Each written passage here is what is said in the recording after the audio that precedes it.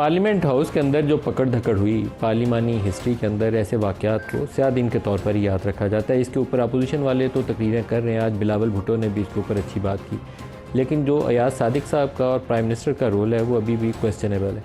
जिस वक्त ये सारे मामला चल रहे थे और लाइव टीवी के ऊपर पूरी रात दिखाया जा रहा था कि इसको पकड़ लिया, उसको पकड़ लिया, इस कमरे की तलाशी, उस कमरे की, इस मस्जिद से पकड़ लिया, उस वक्त अयाज सादिक का क्या रोल था? अयाज सादिक साहब ने आज सार्जेंट एट आर्म्स और उनके कुछ असिस्टेंट्स हैं, उनको कुछ 3-4 माह के लिए उनकी रुकनीत मुअत्तल कर दी। असूली तौर पर अयाज सादिक साहब को अपनी रुकनीत या प्राइम मिनिस्टर साहब की रुकनीत मुअत्तल करनी चाहिए थी। ये कस्टोडियन ऑफ द हाउस है। किसी सिपाही या हवालदार को मुअत्तल करके आप कहें कि आपकी ज़िम्मेदारी पूरी होगी तो ये बात दुरुस्त नहीं है। और ये तरीक़ाकार आम तौर पर जब हुकूमत में लोग होते हैं ना, उस वक्त आंखें बंद करके होने देते हैं कि ठीक है, अपोजिशन को डंडे पड़ रहे हैं, हमारी कौन सी बारी आई है। लेकिन वो बारी आते हुए ज़्यादा टाइम नहीं लगता, कुछ ही अरसे में उनकी अपनी बारी आ जाती है। फिर इन्होंने ये भी कहा कि इनके इल्म में नहीं था। ये एक तो बात आजकल के दौर में अगर कोई शख्स ये कहता है कि उसको पता ही नहीं था, रात पूरी वाक़या हो रहा हो, टीवी चैनल लाइव दिखा रहे हो, आपके पास टेलीफोन भी हो, मोबाइल फ़ोन हो जिसके ऊपर सारे क्लिप्स भी और ख़बरें भी अपडेट आपके पास हो, और फिर आप कहें आपको पता नहीं है, तो काबिल कबूल ही नहीं है, ये एक्सेप्टेबल ही नहीं। जैसे अली मीन का कहते हैं ना, 8 घंटे लापता था, उसने कहा मैं बड़ी अहम मीटिंग में था, मुझे पता ही नहीं था, तो ये भी काबिल कबूल नहीं है, ये वजाहत काबिल कबूल नहीं है। अयाज सादिक साहब को क्या पुलिस वालों ने बताया या नहीं बताया? आईजी साहब अगर ये कहें कि मैंने स्पीकर को और ड्यू प्रोसेस को फॉलो करके गिरफ्तारियां की हैं, ड्यू प्रोसेस तो खैर था ही नहीं ना, क्योंकि पार्लियामेंट के अंदर घुस गए, तो ड्यू प्रोसेस अगर जिसने वायलेट किया तो सुनिए आईजी साहब क्या कहते हैं, फिर इसके ऊपर कहानी आगे चलाते हैं। There are different FIRs which have been registered और उन FIRs के मुताबिक जो तमाम विद दी प्रायर जो हमारी एक तरीक़ाकार होता है जिसमें जो ऑनरेबल स्पीकर से एक उनसे अप्रूवल ली जाती है, वो जो तमाम एक प्रोसीजर लिखा हुआ है, उस प्रोसीजर के मुताबिक इफ़ समवन इज़ नॉमिनेटेड किसी चीज़ में भी तो no one is above the law. जो प्रोसीजर हैं नेशनल असम्बली के या जो प्रोसीजर हैं जिसमें हमने कोई इंफॉर्मेशन देनी होती है, इंटीमेशन देनी होती है, या जो भी प्रोसीजर हैं वो प्रोसीजर सारे अवेलेबल हैं, नेट पे भी अवेलेबल हैं। वो सारे के सारे प्रोसीजर्स जो हैं, वो मैनुअल्स जो हैं, वो तमाम के तमाम जितनी इंस्ट्रक्शंस हैं, उन तमाम इंस्ट्रक्शंस को फॉलो करते हुए किया है।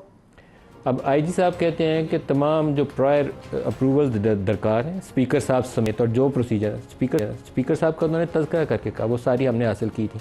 तो अब स्पीकर साहब और आईजी दोनों इस कौम को जवाब दें कि इसके बावजूद ये सारा कुछ कैसे हुआ, क्योंकि कोई ऐसा प्रोसेस मौजूद ही नहीं है जिसमें पुलिस वाले अंदर घुस जाएँ और अयाज सादिक साहब बाद में मासूम बन के कह दें मुझे पता ही नहीं था। आज से कुछ अर्सा पहले हमारे इसी प्रोग्राम में डॉक्टर तारिक फजल चौधरी जो चीफ़ विप भी हैं अपनी हुकूमत की जानिब से, अपनी पार्टी की जानिब से, वो और पाकिस्तान तहरीक-ए-इंसाफ की तरफ से ज़ैन कुरैशी, यहीं इसी प्रोग्राम में मैंने इन्हें सुजेस्ट किया, दरख्वास्त की कि एक नेशनल कमेटी और नेशनल पार्लियामेंट्री कमेटी और नेशनल रिकन्सिलेशन बनाइए जिसमें PTI और हुकूमत बैठ के ये जो मुतनाज़ा इश्यूज़ हैं इसको सॉर्ट आउट कर लें, बजाय इसके कि कोई और बड़ा एक्सीडेंट हो जाए। मैं इस मामले में काफ़ी ज़्यादा एप्रीहेंसिव हूँ कि कुछ ना कुछ ऐसा होना है, अगली किस्म की डेवलपमेंट जो चीज़ें हाथ से बाहर हो जाएंगी। पार्लियामेंट वाला एक वाक़या उसमें दरमियान में आप आया, अभी और चीज़ों का आप रूल आउट मत करें। आज कौमी असम्बली में पहला दिन था जिसमें मुझे उसी रिकन्सिलेशन के हवाले से पार्लियामान के अंदर मौजूद बैठे हुए लोगों ये बात करते हुए नजर आए। उस वक्त उस मौके के ऊपर जब मैं इस प्रोग्राम में ये बात कर रहा था, अयाज सादिक साहब ने उस चीज़ की तायद नहीं की। अगर कर देते तो शायद ये 9 सितंबर वाले वाक़यात को अवॉइड किया जा सकता था। Some sort of working relationship आपकी अपोजिशन से हमेशा रहनी चाहिए।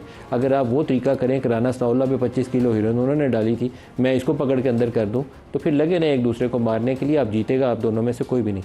हमने एक पैकेज बनाया आज पार्लियामान में, इसके ऊपर क्या बात हुई देखिएगा। मैंने हमेशा कहा है कि मुज़ाकरात करो, बात करो, रास्ता बंद न करो, रास्ता निकालो इस मुल्क की खातिर, इस जमहूरियत की खातिर। जनाब स्पीकर, इसको आप कमजोरी न समझना। मेरा रिक्वेस्ट है कि ऐसा कमेटी बनाएं जिसमें तमाम जमातों का नुमाइंदगी हो, और वो जमात भी जो हुकूमत वक्त शायद पसंद नहीं करे, अब उनका इनपुट सुने, उनका भी एक मौक़िफ़ होगा। अगर इस मुल्क ने चलना है तो इस साइड और उस साइड को मिलकर काम करना पड़ेगा। आप इनसे भी बात करें, हमसे भी बात करें, सबसे बात करें, कोई रास्ता निकालें कि इस ईवान को फंक्शनल किया जा सके। जिसकी कमेटी का जिक्र किया, मैं हुकूमत की तरफ से इस तजवीज़ को एंडोर्स करता हूँ। अच्छी बात है कि सब बैठ के रास्ता निकाल लें और इंशाअल्लाह government will fully support the entire activity. हमारी लीडरशिप आपस में बैठे ना बैठे, मगर क्या हम पार्लियामेंटेरियंस पार्लियामेंट की खातिर बेहतरी की खातिर क्या हम कोई चार्टर ऑफ पार्लियामेंट नहीं साइन कर सकते? तो मैं रिक्वेस्ट करूंगा कि हम ये कमेटी आज ही कॉन्स्टिट्यूट करते हैं। जो प्रोग्राम में हमारे साथ शुरका हैं, हाफिज़ अब्दुल्ला साहब हैं JUI से, डॉक्टर तारिक फजल चौधरी साहब हैं पाकिस्तान मुस्लिम लीग नवाज से, और डॉक्टर नसार जट हैं पाकिस्तान तहरीक इंसाफ से। सबको खुशामदीद कहेंगे प्रोग्राम में। डॉक्टर तारिक साहब, आपसे आगाज़ करूँगा।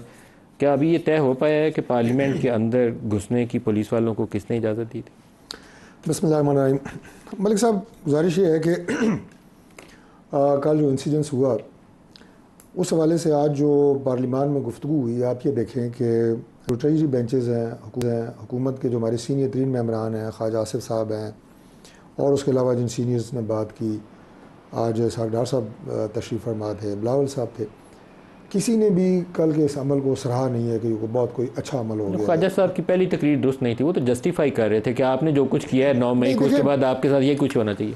जस्टिफाई नहीं कर रहे थे, राना तनवीर साहब जस्टिफाई कर रहे थे, मुझे उनकी तकरीर दुरुस्त नहीं लगी। कल मुझसे भी ये सवाल हुआ एक प्रोग्राम में, तो मैंने ये कहा कि ये एक रद्द अमल था, ये एक रद्द अमल था। पार्लियामेंटेरियन को रद्द अमल भी नाप तोल के देना। पार्लियामेंटेरियन ने नहीं दिया रद्द अमल, इदारों ने दिया है। किन इदारों? जाहिर है जो जलसों में तकारीर हुई हैं, जो वहाँ पे ज़बान इस्तेमाल की गई है, जो वहाँ पे बद लिहाजी बद कलामी की गई है, आपकी प्रेस गैलरी के हमारे सारे साफ़ी सीनियर साफ़ियों ने बाइकआउट किया। ख़वातीन ने कहा जब तक खुद वज़ीर आला माफ़ी नहीं मांगेगा, मैंने उसकी मज़म्मत की अली मीन की, लेकिन आपकी सेक्शन की जो पार्लियामेंट के अंदर से आपने लोगों को पकड़ा, उसकी भी तो मज़म्मत करनी है ना। नहीं, मैं आपको अर्ज़ कर रहा हूँ कि आज जो सारा माहौल था वो यही था। किन इदारों ने रद्द अमल दिया?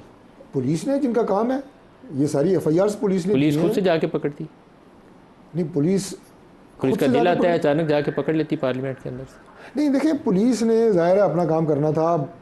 जो पुलिस का काम कैसे शुरू हुआ? इस्लामाबाद इंतज़ामिया की बाकायदा एक SOP के तहत ये जलसा वकूफ़ पज़ीर हुआ था, और मैंने तो इस जलसे से बहुत पहले कहा था कि बिल्कुल जलसे की इजाज़त होनी चाहिए, लेकिन शर्त उसमें यह है कि एक आप अपना आइनी हक़ इस्तेमाल करें और पूरे शहर को यरगमाल बनाने की कोशिश करें, और हमारे आइनी हकूक़ इन शहरियों के, शहरें बंद, सड़कें बंद, स्कूल बंद, ये ना हो। और उसके बाद मैं बस ये मैं मुकम्मल कर लूँ। उसके बाद ये कि मौके के ऊपर कैसे आना है, जाना है, पुरअमन तरीके से डिस्पर्स होना है। वहाँ पे पुलिस पे पथराव हुए, पुलिस की गाड़ियों को नुकसान पहुँचाया गया, पुलिस के अफसरान ज़ख्मी हुए। ये सारी चीज़ें जब मौके पे हुई तो लाजमी बात है पुलिस ने फिर उस पर तो पर्चे दिए, FIRs हुई, उसके बाद पुलिस जो है वो एक्शन में आई। ये हम किसी बहुत बड़े ना साने का इंतज़ार कर रहे हैं कि होगा तो शायद हमारी आंखें खुलेंगी, तब तक नहीं खुलेंगे। अभी हम सोचते हैं कि हम डंडे के ज़ोर से जिसका दिल आएगा उसको हाँक के ले जाएंगे। इसी तरीके से सियासत सारे इसी तरीके से कर रहे हैं। चलेगा इस तरीके से पाकिस्तान आगे? जो कुछ पार्लियामेंट में हुआ है एक्सेप्टेबल है? बिस्मिल्लाहिर्रहमानिर्रहीम। बहुत शुक्रिया। क्या हम ये पूछ सकते हैं प्रेमलन के दोस्तों से, पीपल्स पार्टी के दोस्तों से, जब 126 दिन का धरना था और पार्लियामेंट और पीटीवी पे हमले हुए, क्या वो दुरुस्त था? 18-19 ग्रेड की पुलिस अफसर को ज़दकोप किया, क्या वो दुरुस्त था? बिल्कुल गलत था ना। तो अगर वो गलत था, फिर पार्लियामेंट लाइजेस पर शेख रशीद इंटीरियर मिनिस्टर थी PTI की हुकूमत में, जो उन्होंने क्या पार्लियामेंटेरियन को घसीट के MNAs को, जिसमें ख्वाजा साद रफ़ी, ख्वाजा आसिफ भी वहाँ मौजूद थे। फिर मौलाना साहब घर से निकल के पार्लियामेंट लाइजेस आके प्रेस कॉन्फ्रेंस की और एहतजाज की कॉल दी। वो दुरुस्त नहीं था ना उस वक्त। अब PMLN अपोजिशन में थी, हम भी अपोजिशन में थे, पीपल्स पार्टी भी अपोजिशन में थे। 126 दिन के धरने में PMLN हुकूमत में थी और पीपल्स पार्टी वगैरह अपोजिशन में थे, हम हुकूमत में थे PMLN के साथ। तो जब ये तीनों दो हालतों में ये दुरुस्त नहीं था, तो आज जब पार्लियामेंट के अंदर पुलिस घुसते हैं, अंदर जाकर चेहरे छुपा के और दरवाजे तोड़ते हैं या ख़ुद खोलते हैं, एक MNAs को बाहर निकाल के उसको गाड़ियों में बिठा देते हैं, तो फिर ये कैसे दुरुस्त है? मेरे ख्याल में ये बिल्कुल दुरुस्त नहीं है। इसमें गवर्नमेंट का क्या रोल है इस सारे मामले में? या तो गवर्नमेंट को कोई पता ही नहीं है। ये कैसे हो सकता है? मैं आ रहा हूँ आपकी बात पर। या तो गवर्नमेंट ये तस्लीम कर ले कि हमारे इल्म में कुछ नहीं था, तो फिर गवर्नमेंट क्यों करते हैं? ये आपकी जी जस्टिस शाहिद साहब हमारे साथ शामिल हो रहे हैं। जस्टिस शाहिद उस्मानी साहब, बहुत शुक्रिया, आप हमारे साथ शामिल हो रहे हैं। इस वक्त हुकूमत कोशिश कर रही है कि जॉइंट सेशन पार्लियामेंट का कॉल किया जाए और आइनी रिफॉर्म्स की जाए, जिसमें चीफ जस्टिस ऑफ पाकिस्तान का जो ऑफिस है, बल्कि हाई कोर्ट के चीफ जस्टिस, उनकी भी जो मियाद है ऑफिस की, वो 3 साल टेन्योर ऑफिस कर दिया जाए। इस तरह की रिफॉर्म के हाई कोर्ट के जजेस की ट्रांसफ़र एंड पोस्टिंग की भी बात हो रही है, अपॉइंटमेंट के तरीकाकार की बदली की भी, लेकिन इनके पास अददी वो बर्तरी मौजूद नहीं है जो 2/3 के लिए दरकार होती। 224 का नंबर नहीं है। पीटीआई के बंदों को फ्लोर क्रॉस करके वोट डलवाएंगे। आपके ख्याल में ऐसी कंट्रोवर्शियल तरमीम काबिल कबूल होनी चाहिए या नहीं होनी चाहिए? देखिए, जहाँ तक कि आइन का ताल्लुक है, आइन की में कोई अमेंडमेंट अगर चाहिए तो आपको 2/3 मेजॉरिटी लाजमी है, और वो किस तरह से आप लेते हैं वो उस पर हम नहीं जाना चाहते। हमारे मुल्क में तो हर किस्म की हरकतें होती रहती हैं और वो होंगी कि नहीं होगी, लेकिन 2/3 मेजॉरिटी लाजमी है। अगर 2/3 मेजॉरिटी वो लेके आते हैं तो फिर वो आइनी तरमीम कर सकते हैं, वरना नहीं कर सकते, सीधी बात है। तो अब ये जो कर रहे हैं, अगर आइनी तरमीम कर रहे हैं और अगर एज लिमिट बढ़ा रहे हैं जजेस की रिटायरमेंट की, तो ये एक ऐसी चीज़ है जो कि बार को कभी पसंद नहीं आएगी। तो जितनी बार्स हैं पाकिस्तान में, क्योंकि हमारे बार्स में आमतौर से ये कॉन्सेप्ट ये है कि जब जजेस 65 साल की उम्र में पहुंचते हैं तो वो टाइम हो गया कि उनको अब जाना चाहिए, क्योंकि अगर वो ज़्यादा देर रहते हैं तो उसके बाद प्रॉब्लम्स होते हैं। बल्कि ये चीज़ तो अब सारी दुनिया में एक्सेप्ट हो गई है। मसलन इंग्लैंड में पहले जजेस जो हैं वो सुप्रीम कोर्ट के, या जो अब सुप्रीम कोर्ट हो गई, सुप्रीम कोर्ट के जजेस जो हैं उनकी कोई रिटायरमेंट एज नहीं होती थी, लेकिन अब वहाँ पे भी हो गई, अमेरिका में भी हो गई। तो ये मुकर्रर ज़रूरी है, क्योंकि आप जानते हैं कि जजेस का जो काम होता है वो दिमागी काम होता है, और 65 साल की उम्र के बाद फिर उनका वो काम करना और वो दिमागी उस पर जोर देना जो होना चाहिए वो ज़रा मुश्किल होता है। तो मेरे ख्याल में ये तो बड़ी सही उम्र है 65 ईयर्स। अगर इसको बढ़ाएंगे तो इससे प्रॉब्लम्स होंगे। जैसे शाइख उस्मानी साहब, बहुत शुक्रिया।